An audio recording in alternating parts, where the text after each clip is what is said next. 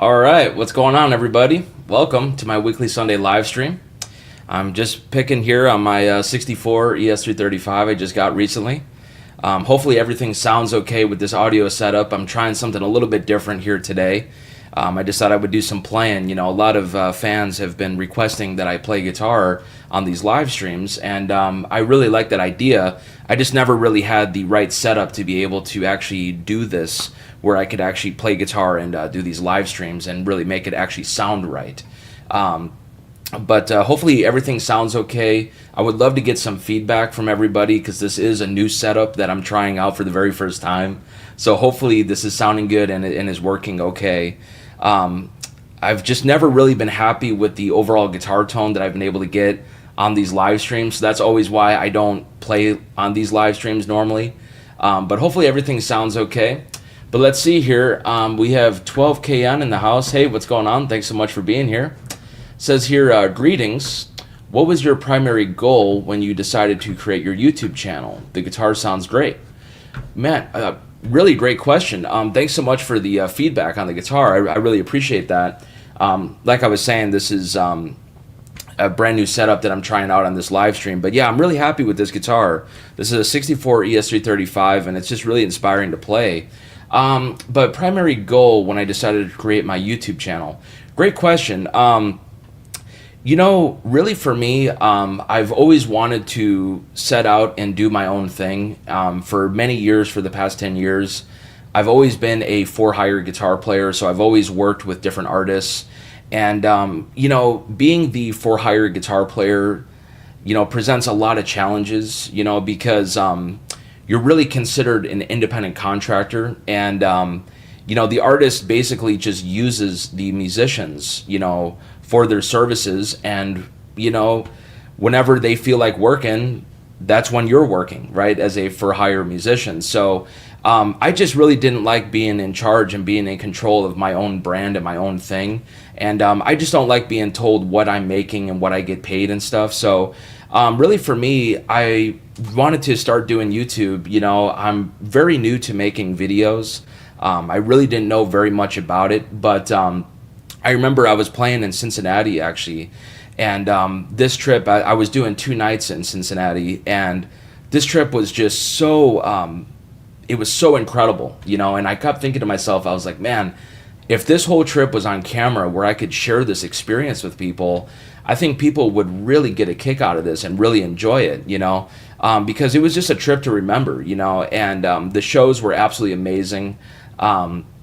It was just such an amazing experience, and so that's what really inspired me. And also my older brother, actually, for many years has told me to start doing YouTube, and again, I didn't really know very much about it, so I was a little bit nervous because I've never really made a video before. I've never really talked into a camera. I mean, this is all very new things, you know, here on YouTube, and you know, making these videos and just doing all this stuff.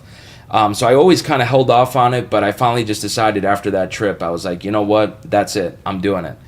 And it has just been an incredible journey, and it's completely changed my life, you know, because now I teach people from all over the world, and I have fans of mine from all over the world that support me, that buy my instruments, that take my online lessons and support me here on YouTube. And it's just really wonderful because I can compose all of these solo guitar arrangements, and I can create all this music and be able to share it with people from all over the world. So it's just really awesome, and it is so rewarding and so fulfilling to be doing this. It's just so wonderful to be able to share my music with people from all over the world, and just to be able to get that instant feedback from people. I can try a different solo guitar composition and see what people think of it, and get instant feedback on this. So it's really cool. And it's just amazing, again, because I have supporters from all over the world. It's a worldwide audience. It's not just like I'm playing a gig with an artist where we're playing to 1,500 people in that particular city, which I also love doing that as well. Nothing will ever, ever replace that.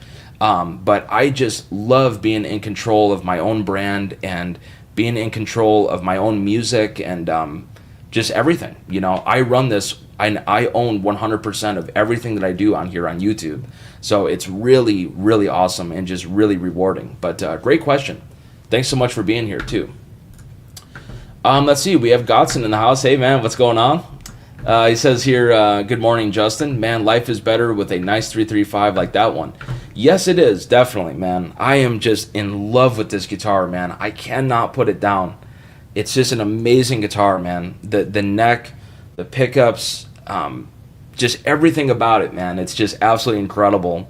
It's very stable, it stays in tune really well, and I just love it, man. I love the tone, I love the sound, I love the neck, just everything about it, man. It just sounds and plays so good. It's so inspiring to play, and I cannot say enough good things about it. So it's definitely great.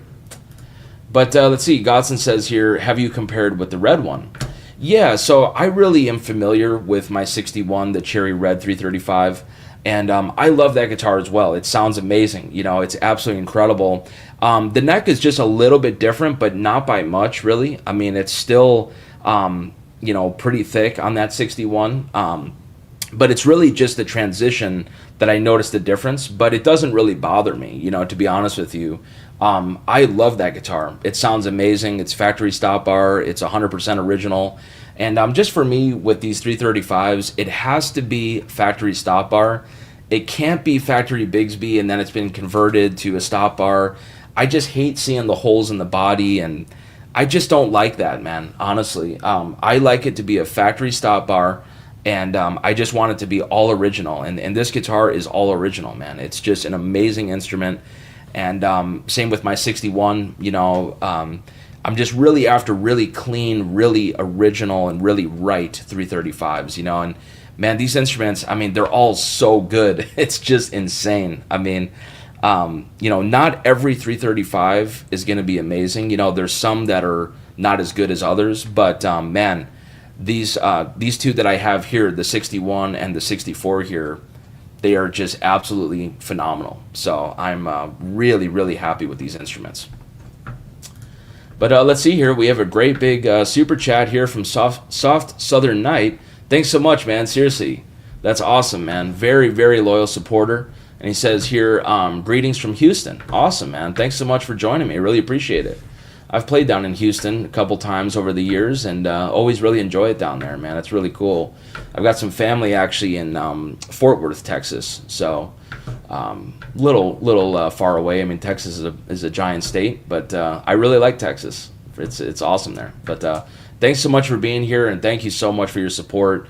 I really cannot do this without you guys, so I'm forever thankful to folks like yourself that contribute to me, that throw a super chat and throw love in the Venmo and the PayPal tip jar.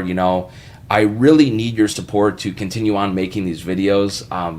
I really don't make much of anything on this, and I know you're very well aware of this, Soft Southern Night, but just for other folks out there that are just joining me here today, I really don't make anything off of these videos, and I really need your support to continue on making these videos. I really cannot do this without it. So If you guys feel like you want to contribute to me, check out all the links that I have down below in the description box. There are many ways you can support me. You can throw a super chat here, just like Soft Southern Night did here, or you could throw a little love in the Venmo or the PayPal tip jar.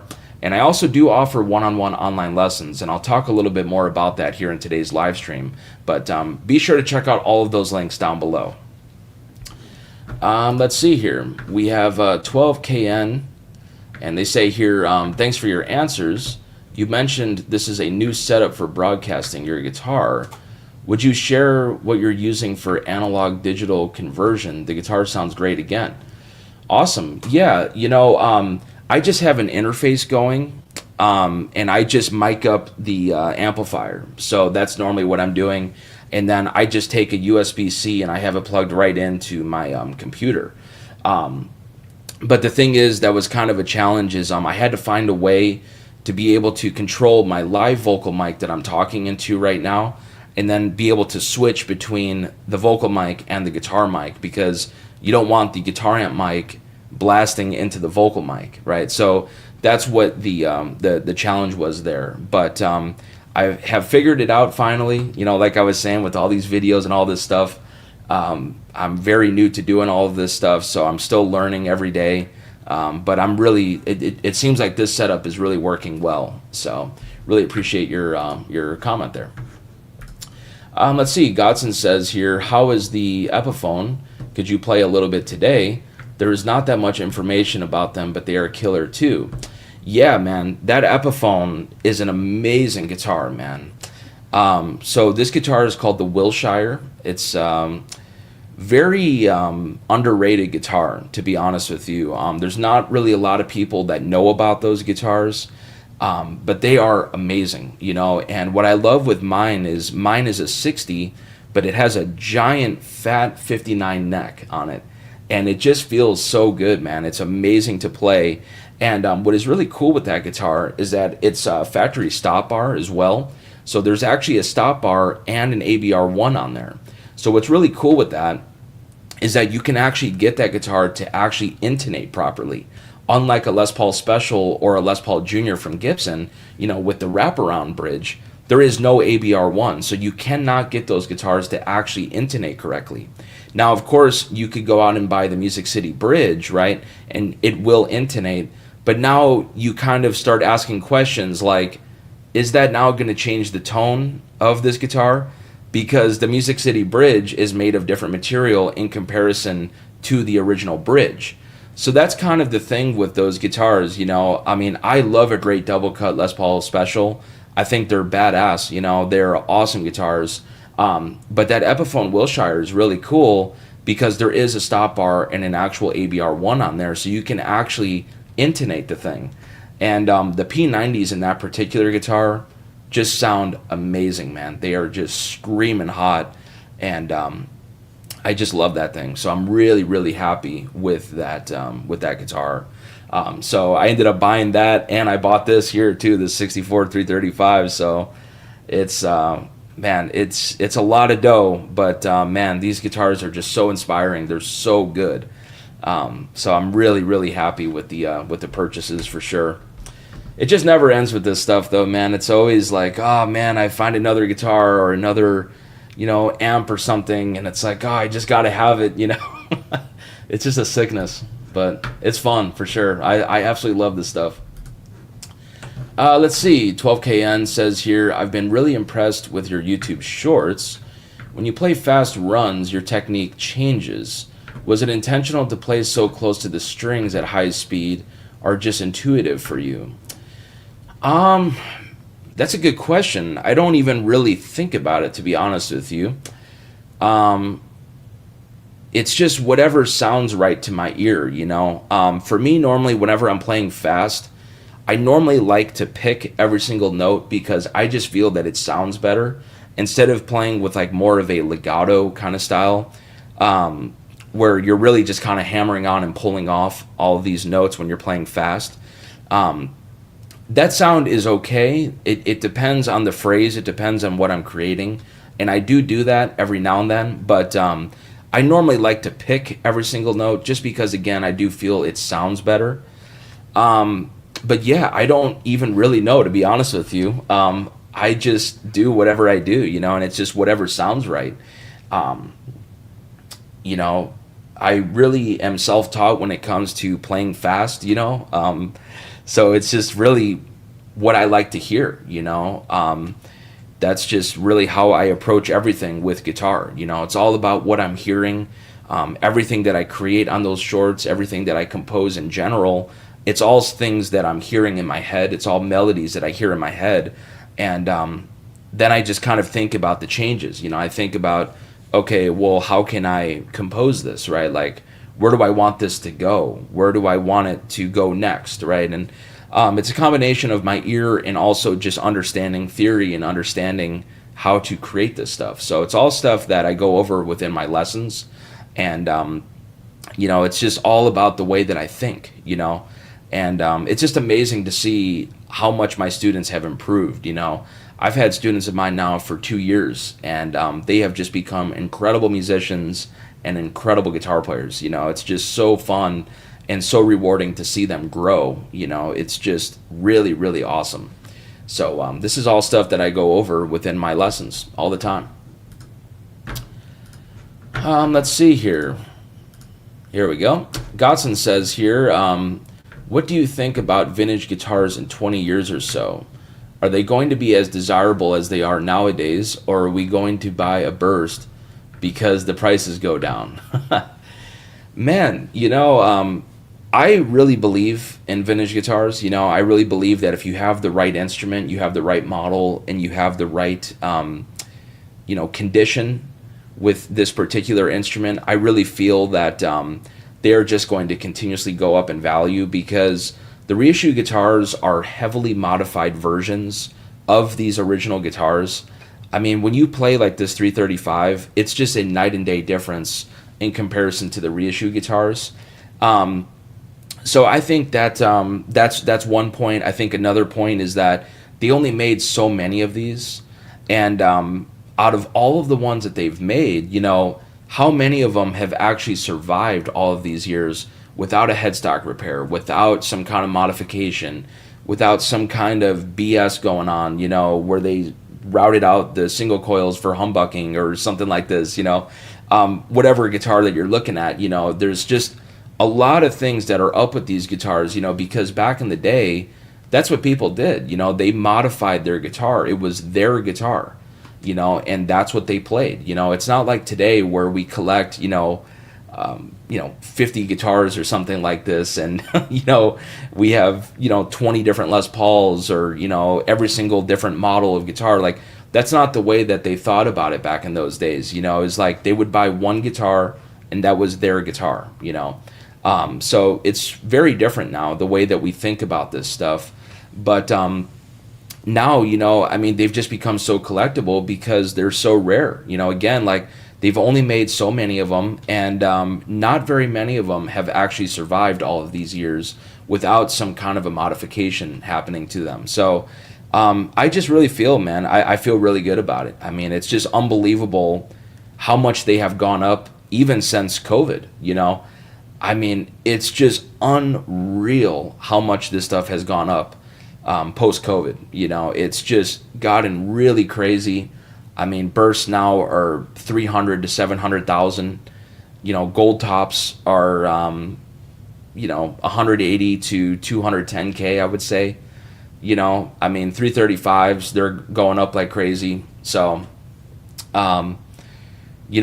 it's just one of those things. I think there's so many new guitar players now too from COVID. I think a lot of people picked up the instrument because they had nothing else to do. It was like, well, now is my time to start learning how to play guitar. And I think so many people have realized how much better that these vintage instruments are in comparison to the reissue guitars. There are some okay reissue guitars. I have a couple reissue guitars just because I take them out on the road, and I don't really have to worry about them as much as my vintage guitars. But man, these vintage guitars, they just blow them up, just completely blow them away, so it's just a night and day difference, and they're just inspiring, man. Again, like, you smell the old wood, you feel the neck and the way that it's carved, and it's just completely different in comparison to the reissues. They just completely get it wrong. So, I really feel good about it. So, great question though. Let's see. 12KN says here, thanks for your answers. What you're hearing in your head is cool stuff, by the way. Thank you. Let's see. Do you find it easier to play faster going from the thin strings to the thicker ones or vice versa? It doesn't really matter. You should really have the technique to be able to do either. If you're playing down low or playing up high. It doesn't really matter. It's just I know where the string location is, and that's a big part of it. Is just knowing where your pick is and where the string is exactly, And once again, for me, I like to pick every single note, and I've been doing this for so many years now that I don't even really think about it. I just have the technique, and I have the ear, and I have the knowledge to be able to create all of this stuff and to know where to go with it, So yeah, it really doesn't matter either way. Let's see. Godson says here, thank you. I agree with all you said. Time to find a nice 335, no BS, and cherry. Yeah, man, definitely. You got to get you one, man, for sure. Buy my 61, man. Come on, let's go.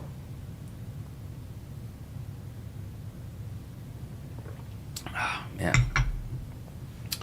Let's see here. Godson also says here, when did you buy your first vintage amp or guitar?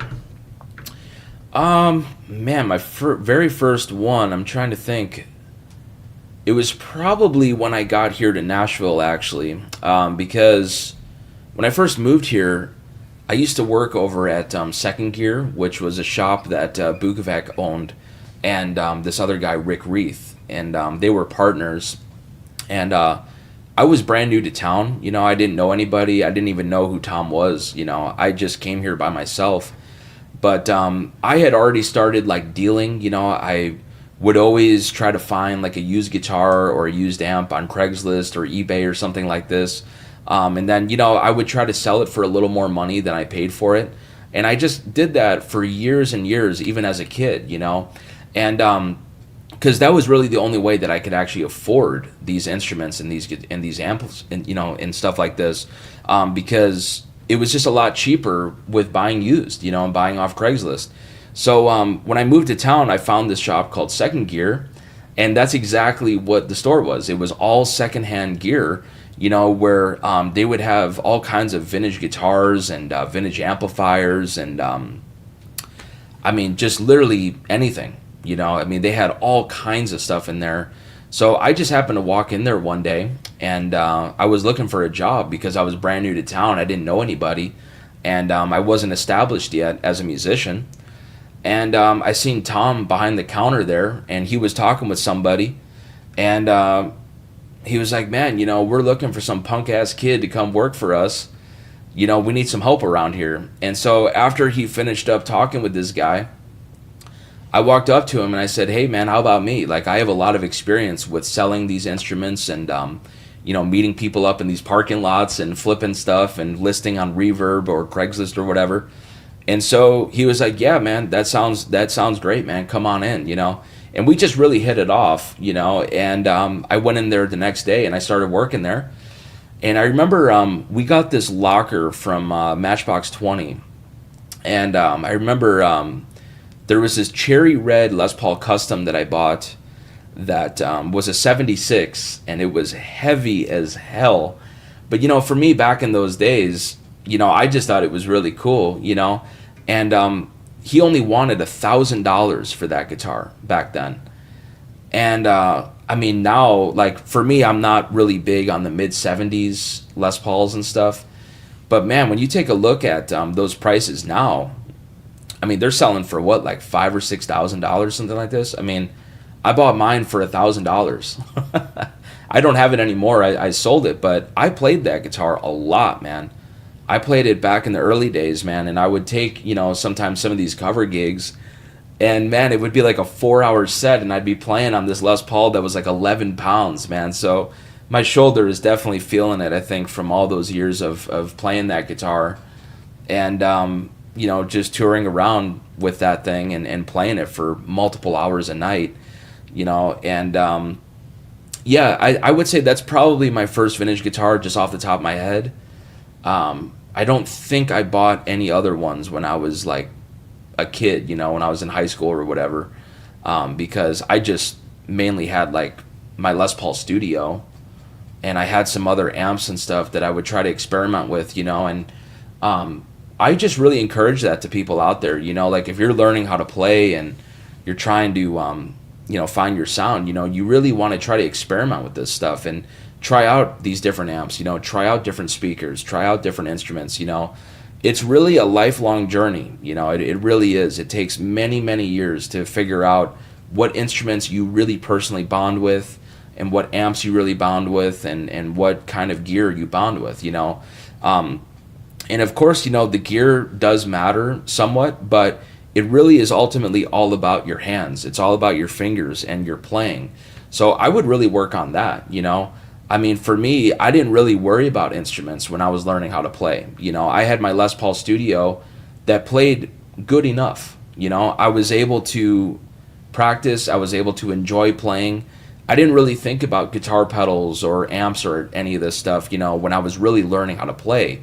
Once I really knew how to play and I could really start, learning songs by ear and really really improvise and do all of this stuff, then I started thinking about the gear, but I think a lot of people nowadays worry so much about the gear that, and they don't really think about their playing, that's kind of an afterthought, it's, people now are more concerned about the signal chain and about the pedals and about the amps and all this stuff.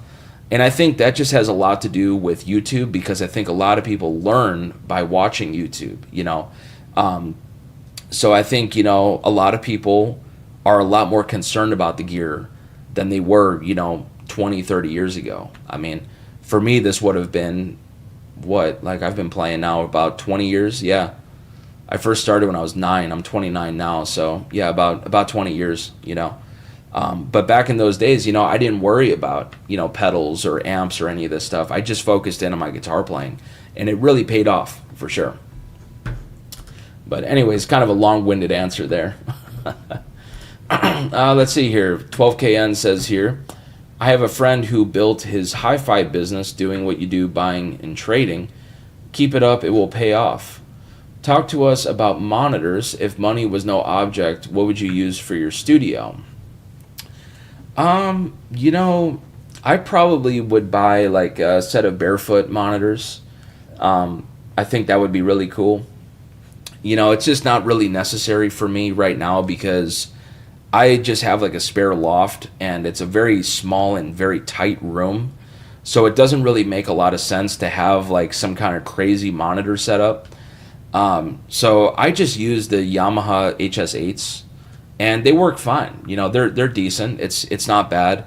But there's a lot of issues with the room. I mean, there's literally nothing that is actually treated here, and it is an open loft, so the sound is able to escape and it goes all over the house and stuff, because it is completely open, and so there's really no point to really treat it or to do anything with it, just because this is just a spare bedroom. But that is really a dream of mine. I would love to have my own studio and have a totally professional setup where I could even record bands, I could rehearse with my band, I could make the videos out of there. If people are interested in buying vintage guitars of mine, you can come by and really be able to sit down with it and really hear it in a professional studio environment. That's something that I would love to do, but it would take a lot of money to get something like that going. So for right now, I'm just making this work, but eventually that will happen for sure. That is my dream. That is my plan. Let's see. Godson says here, your last shorts playing were great. How many hours do you practice per day? Thanks, man. I don't really practice all that much, man, to be honest with you. I play so much in general normally, just with gigging and doing whatever it is that I'm doing here in town. Or out on the road. I mean, just everything that I do as a musician, I play so much that I don't really practice. And now I've been playing, for so long now that I don't really feel the need to practice really. Of course, you do have to keep up with it for sure. I would definitely recommend, like, you definitely have to practice if you're not playing as much as I am in general and you don't do this for a living. But yeah, I just don't really practice, man, to be honest with you. I just pick it up, and for me, I like to approach the instrument and really take good breaks from it, because then this way, when I go to approach the instrument after not playing for, say, a day or two, my ear tells me to play something a little bit differently, and I'll approach it completely differently when I'm not practicing or not playing all the time. So I kind of like that, I kind of like doing that, and just kind of having a fresh set of ears, and just approaching it totally differently. I really like taking breaks for sure. So I don't really practice all that much. Let's see. Soft Southern Night here says, how much you think to set up a studio? $40K. I want to set up a venue when I retire at age 70. I want to be the investor. Wow, man, that would be incredible, man. That's super nice, man. Seriously, thank you. Yeah, I mean, I haven't really priced it out. I don't really know exactly how much it would be. I mean, of course, if you're building something from the ground up, I mean, that's a tremendous cost. I mean, to get it treated and to get it really right, I think it would be pretty expensive. There's a guy that I've seen online here, and I know some people that have had studios done up by him, but he goes by Haverstick Designs on YouTube. You may have seen some of his videos, but I would definitely hire him to come in and to set up something and to make all the plans and design everything, because he just does a great job, man. I mean, some of the studios that he's built, they just look amazing, and he knows how to set everything up so that it's the perfect sound and you don't get any kind of reflections, or he really, really is smart, man. This guy is very smart, and I would definitely bring him in for sure to help me with designing and coming up with the plans for sure. So that would be an added cost. So I don't know, man. I mean, maybe 50K, maybe 100K. I'm not really sure. So not really sure, but man, seriously, thank you so much, man. I would definitely take you up on that too, if you want to be the investor, man, for sure. I really appreciate that. But let's see, CZ's in the house. Hey, CZ, what's going on? Nice to see you. She says here, Heart Justin, thanks so much. Really appreciate you showing up and being here today. Let's see, Soft Southern Night here says, I will check into it. I know some people here in Houston at Sugar Hill Recording. That's awesome. Really cool. Yeah, I would love to get their feedback on it for sure. That'd be cool. That's awesome. Yeah. Take a little break here, have some coffee here.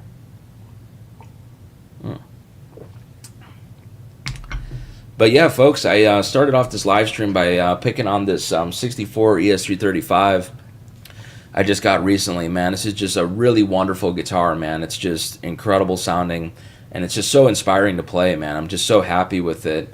I just cannot say enough good things about this thing. It's just so inspiring. The neck is perfect. The pickups sound amazing, and it's just really, really wonderful. But let's see here. Godson says here, is it hard for you to let your guitars go? I really struggle with that. Any regrets?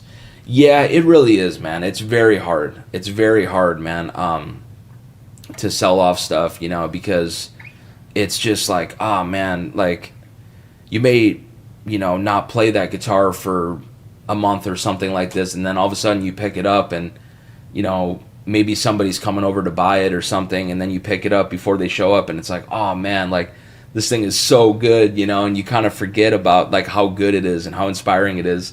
But you just can't keep everything, it's very hard for me to afford all of this stuff.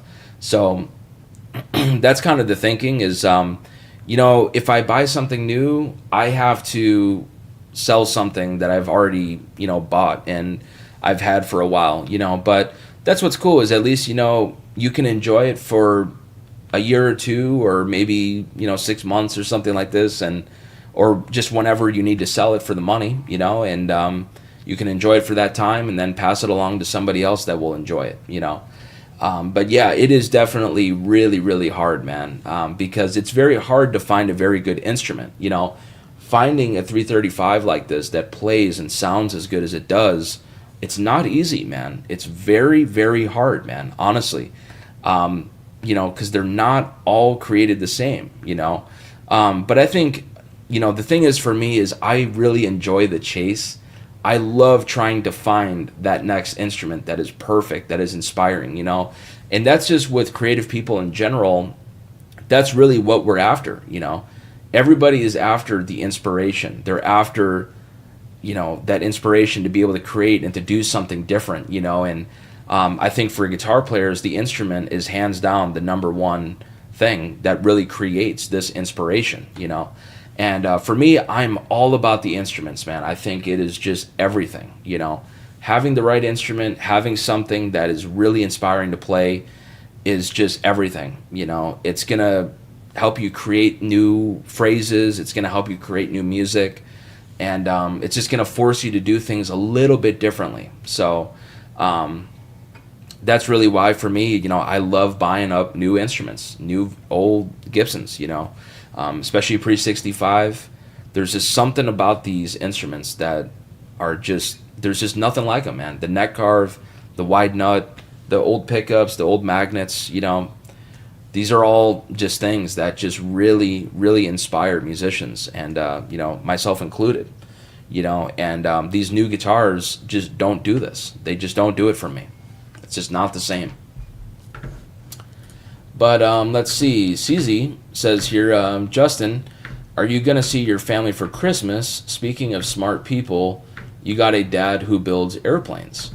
Yeah. So I actually was just up there. That's why I couldn't do my live stream last week, because we kind of had like an early Christmas this year, because my brother visited, and we just all decided to do it a little bit earlier this year.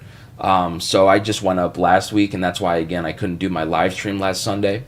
But yeah, that's right. Yeah, my dad is a mechanic, and he built his own airplane, which is really cool. I actually posted a video of that on my channel a while ago. So if you haven't seen that, go and check it out. It's pretty cool.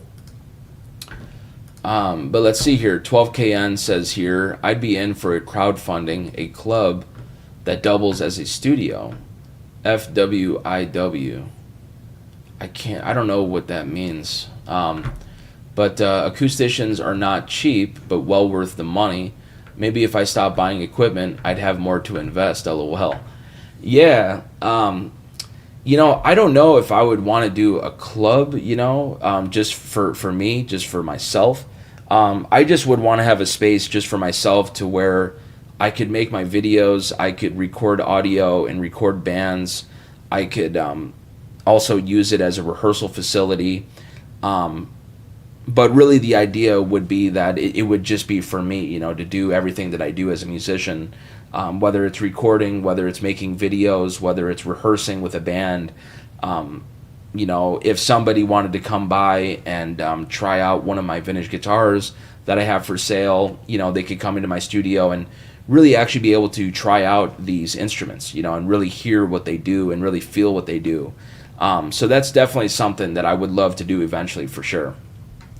But yeah, I totally get that. If I stopped buying equipment, I'd have more to invest. Yeah, I mean, that's the same thing for me. It's just hard, because for me as a player, I need really good instruments. I need really solid instruments. And, these vintage guitars are not cheap now. I mean, they're just so expensive. It's insane. So it's really hard for me to float all of this stuff. So if something's coming in, I have to sell it because I need to get the money to pay for the new instrument that I just got. So it's definitely not easy. But let's see. We have Sean in the house. Hey, Sean, what's going on? Thanks so much for being here. Says here, hey, dude, Merry Christmas to all. Yeah, Merry Christmas to everybody. Thanks so much for being here. Really appreciate it. 12KN says here, so are we going live for 2 hours today? Nah, I don't think so. I normally go for like an hour or an hour and a half. It just kind of depends on the engagement. But yeah, this has been a really wonderful live stream. So thank you guys so much for being here. Seriously, really appreciate it. Once again, I'm just picking here on this 64 ES-335. Really just sounds amazing. I'm really happy with it. It's just so inspiring to play. I'll play it a little bit more here and share this guitar with you guys.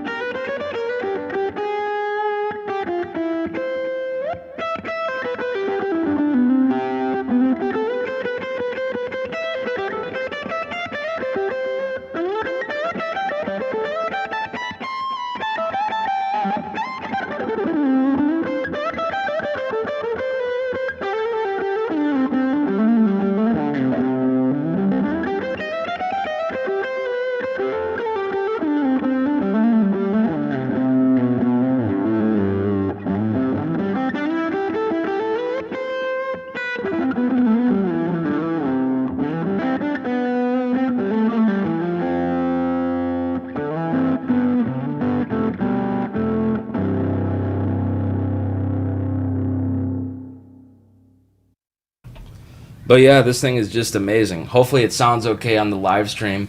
Like I was talking about earlier, this is a new setup that I'm trying out, so hopefully it sounds okay on the stream. I would love to get some feedback on this. I've had a couple people comment and say that it sounds pretty good, so I'll definitely listen back to this after the stream and take a listen to it, and hopefully it sounds good once again. But let's see. Where the hell was I in the comments here? I think I was here. DREXZ1519 is in the house. What's going on? Thanks so much for being here. Really appreciate it. It says here, what is a good alternative for that guitar? To be honest, there's really no alternative, honestly. A 335 is a very specialized instrument. It's a very particular guitar, and that's why you don't see a lot of people trying to build an instrument like this, because it's very hard to make. It's very difficult. There's really nothing like a 335, to be honest with you. It has a very distinct tone, the semi-hollow, which is just such a game changer. It's just such a great design, this 335. It really is. So a lot of people think that the 330 would be a good alternative, but it's really not, actually, because it's a very different instrument. The 330 is fully hollow. So the problem is with this is that if you try to run it with distortion or you're playing at loud volumes, you're going to get feedback because the guitar is fully hollow. It's not semi-hollow like the 335. The 335 is semi-hollow, so there's a center block that runs down the center of the body, and that's what gives it this semi-hollow thing, right? And that there's no feedback. You don't get any feedback. You can play at very loud volumes with this guitar. And this design is just a game changer when they came up with this. And it's just so cool because you have the F holes here, so you get the benefit of this guitar being this semi-hollow thing. You get the tonal characteristics, and you also don't get any feedback at very loud volumes. So it's just a game changer, you know. And the 330s are great. I love those guitars, but it's just for a different style of playing, you know. If you're playing, cleaner, if you're playing with less gain, you know, the 330 is still a very good option. You know, it's a very great guitar. You know, I actually have a 63 that's a 330 that's in cherry red with nickel parts. That is beautiful. The neck is amazing. It's in very good condition, and it sounds great. And you know, I can still use that guitar with my deluxe reverb and a Lightspeed pedal, and it doesn't feed back. You know, so it kind of just depends on the guitar. You know, but in general, the fully hollow instruments, you know, they will feed back on you when you're playing at loud volumes. So it's a very different guitar, but still a very cool guitar. And you know, this 335, especially this one in particular, man, it is just incredible. And also my 61 is very good. You know, I just am very particular with these instruments. You know, it really has to inspire me. It really has to be the right guitar. Let's see. Also says here, what strings do you use? So I use the D'Addario NYXLs. They're 10 through 46 are the gauges, you know, and they work really well, man. They're very good. You know, I used to use Ernie Ball for many years, and I just really feel like their quality has gone down a lot with their strings, you know. I remember being on tour, and you know, my D string on my Telecaster just kept ripping off the guitar, man. And I was thinking like maybe it was a burr in the bridge or something, or there was something poking at it that was causing it to break.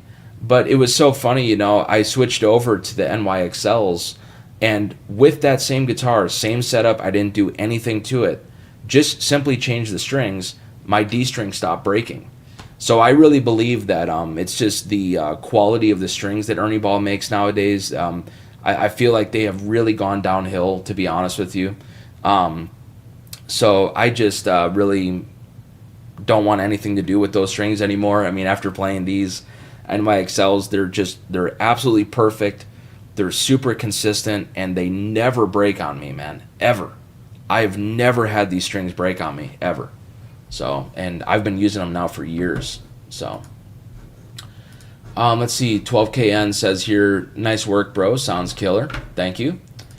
And DRX says here, it sounds perfect. Awesome. Let's see. CZ says here, the guitar sounds miraculously wonderful. Wow. Thank you. All right. Awesome. Magic Mike's in that, or Magic Matt is in the house. I don't know why I said Mike there. What's going on, man? Thanks so much for being here. He says here, 61 verse 64, if you can only keep one.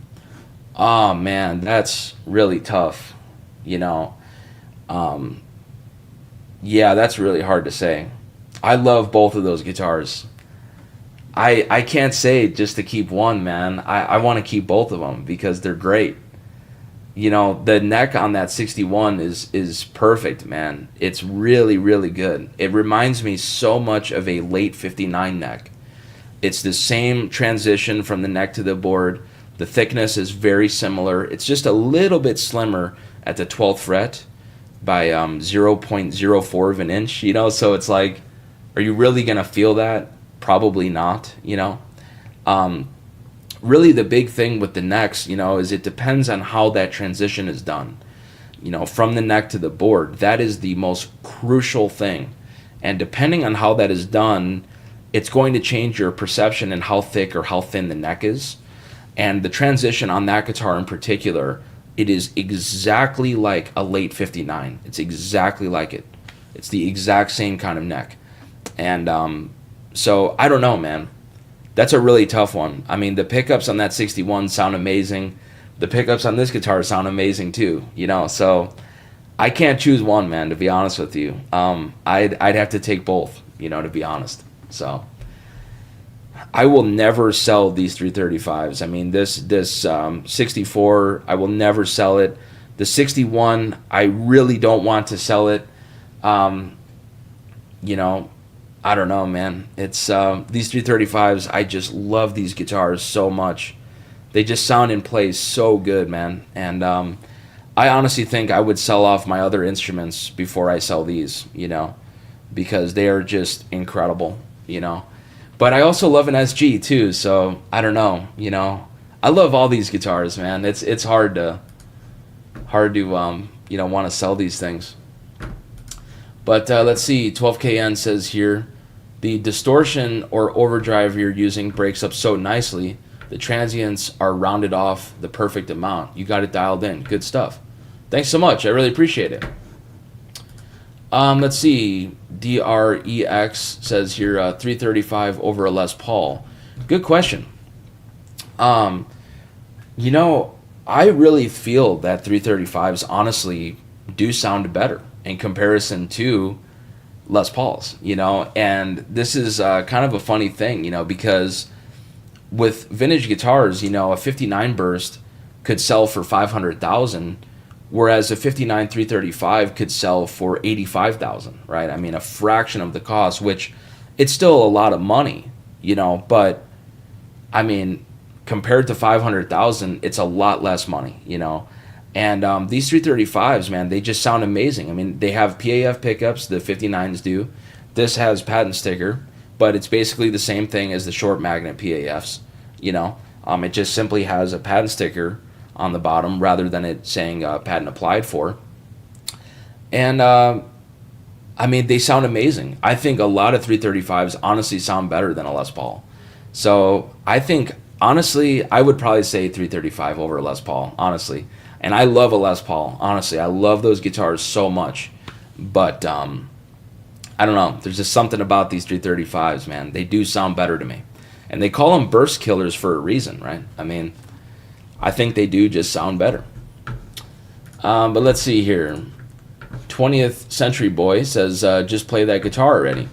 I have.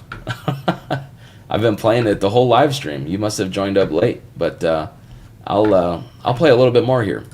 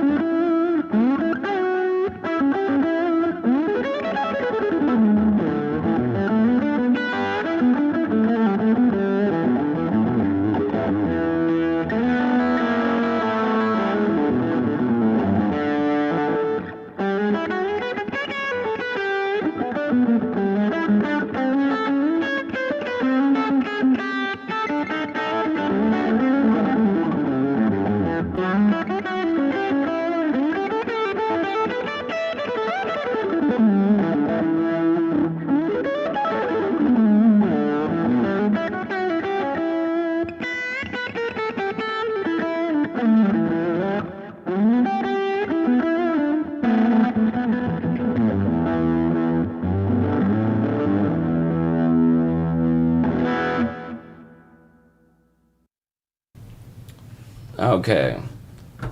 Let's see here. Richard Hole 1 is in the house. What's going on? Always with the crazy profile pictures. Jesus Christ. It says here, wait until Jim Irzay's auction, record guitar prices. Yeah, I definitely believe it. I believe it. Let's see. 12KN says here, when is the season for gigging up there in Nashville? Right now, down here in South Florida, the season is in full swing. That's cool. Yeah, I mean, that's always something that I have thought about, I would love to be down there for the winter time, because I believe it. I bet it's crazy down there. I would love to know more about the business down there with performing. But, yeah, I mean, really here in Nashville, it really slows down in the wintertime. So, like, right now, it's pretty slow, especially with touring. There's some gigs, like, in town, if you're wanting to do the Broadway thing. But that stuff really gets tiring, just the same songs over and over and over again, and it's very limiting creatively, because it's just the same songs over and over and over again, and I just really don't like doing that kind of stuff, and you're dealing with a bunch of drunks down there, and it's really kind of a pain in the ass, to be honest. But yeah, I mean, really, right now it's pretty slow here in Nashville right now, for sure. I mean, things definitely slow down here. It has definitely changed over the years. It's not as bad as it used to be. It used to be really, really slow and really bad. But there's still tourists coming to town, and Nashville is just one of the hottest cities in the country, in my opinion, still. I mean, it's incredible. You go downtown there, and these crowds are just insane down there, just insane. So it definitely has changed over the years, for sure. But I'd love to know what part of Florida you're in there. That'd be cool. It'd be cool to know. I love it down there. Let's see. Soft Southern Night says here, put the volume on 2 and the reverb all the way up and sound like Billy Gibbons. Hell yeah. Let's see. DREX says here, what is a good tube amp for about $500? Man, for $500, it's a little hard to find one for that price nowadays. I mean, unless you're looking to buy used. Like a Blues Junior would be cool, or a Pro Junior. I love those amps. A Fender Pro Junior. Those are excellent. I actually just bought one recently. I'm having it delivered here on a Wednesday, so I'm pretty excited about that. Those are really good amps. I played one recently, and I just completely forgot about how good that those are. And I was like, man, why don't I have one of these? So I ended up just buying one, and it's supposed to show up here on Wednesday. So pretty excited about that. But yeah, I'd probably say a Fender Pro Junior or a Blues Junior. You could probably find one of those for $500.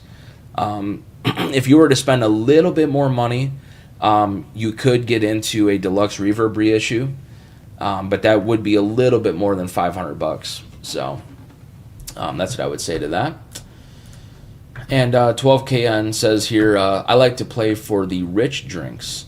It makes putting up with the issues a lot easier. Yeah, definitely. For sure. It's definitely, interesting playing those gigs. But let's see. Ty's in the house. Hey, man, what's going on? Thanks so much for being here. It says here, hey, Justin, good to see you. Good to see you as well. Thanks so much for being here. Really appreciate it. I do want to take the time to mention, folks, that, I literally make nothing on these live streams, so if you guys would like to support me, feel free to throw a little love in the Venmo or the PayPal tip jar, or even a super chat here in today's live stream. Any and all support is really appreciated. Once again, I don't make anything off of these live streams, and really off of the videos, I make next to nothing on these videos. So I really need your support to continue on doing this, So if you guys would like to support me, check out all of the links down below in the description box. There are many ways you can support me. Also, check out my one-on-one online lessons. You're actually seeing and hearing the exact setup that I use for these online lessons. And what's so cool with these lessons is that you'll actually get a recorded copy of the lesson itself at the very end. So you can just simply download the video and rewatch it as many times as you want. So for more information on this, hit me up today at jkm4231@gmail.com. That is my personal email. I'd be happy to get you some more information on this.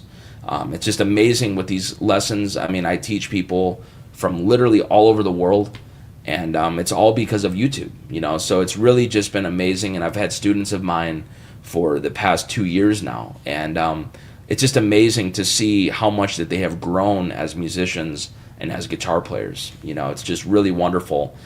So that can be you as well. So come on in and join up, hit me up. My email, once again, is jkm4231@gmail.com. And once again, if you want to throw a little love in the Venmo tip jar or the PayPal tip jar, or even a super chat here in today's live stream, once again, any and all support is really, really appreciated.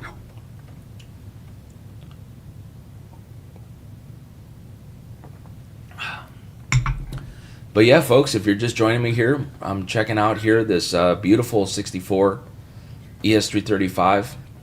It is just an amazing guitar, and I just cannot get enough of this thing. It just sounds so good. So I'm gonna play a little bit more.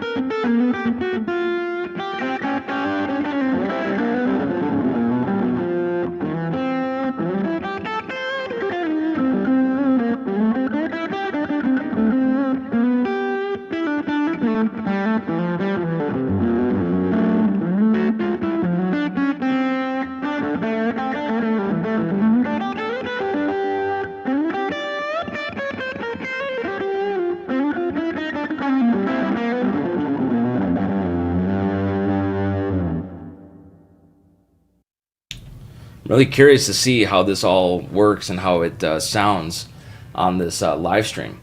Seems like I've been getting a lot of good feedback with this audio setup, but again, this is brand new for me, so I'm hoping that everything works and sounds good.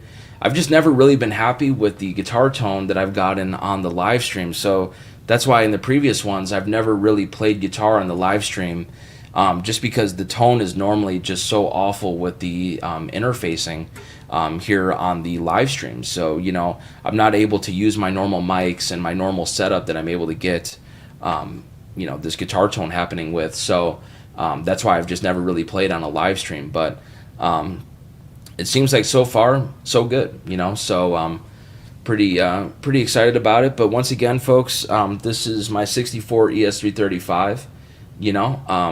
I think it just really plays and sounds great. I'm really excited about it, and I just wanted to share this with you guys. I got this guitar, and I got a 60 Epiphone Wilshire, which is a really cool guitar as well. That's a really underrated instrument. There's two P90s in that guitar, and it's a double cutaway, and it's really cool because you have a lot of access up here to the top of the board here. So that's a really cool guitar. I've been really happy with that, but today's live stream is all about the 335, so hopefully you guys are enjoying this. And let's see here. Richard says here, YouTube compression. Interesting. Yeah, I'd be curious if there is compression on there. Maybe there is. I'm not sure. But yeah, folks, once again, if you guys have any questions, feel free to leave it there in the chat box. I'd be happy to answer. These live streams are really all about you guys. We've had a great crowd here today. A lot of really good engagement. I really appreciate it. Once again, if you guys would like to support me, check out all of the links that I have down below in the description box. These live streams are truly a donation of time. I don't make very much of anything on these videos or the live streams. So any and all support is really appreciated. If you want to throw a little love in the Venmo Tip Jar or the PayPal Tip Jar or even a Super Chat here in today's live stream, I really would appreciate it. And if you are interested in one-on-one online lessons, I'd be happy to teach you. send me an email at jkm4231@gmail.com for some more information on this. Let's see here. DREX says here, what is a good delay pedal for about 100 to 150 bucks? You know, I really love the MXR Carbon Copy. I think that is a very good delay. It's one of my favorites for sure, and you can normally find them used for 80 to 90 bucks. They work great. You know, it's a analog delay. There's a modulation button on there where you can add some modulation, so just a little bit of movement, a little bit of chorusing on the delay, on the repeats. And I just love the way that that sounds. It works great. And I think for the money, it's one of the best delay pedals out there. I mean, you cannot beat them, man. They are just excellent.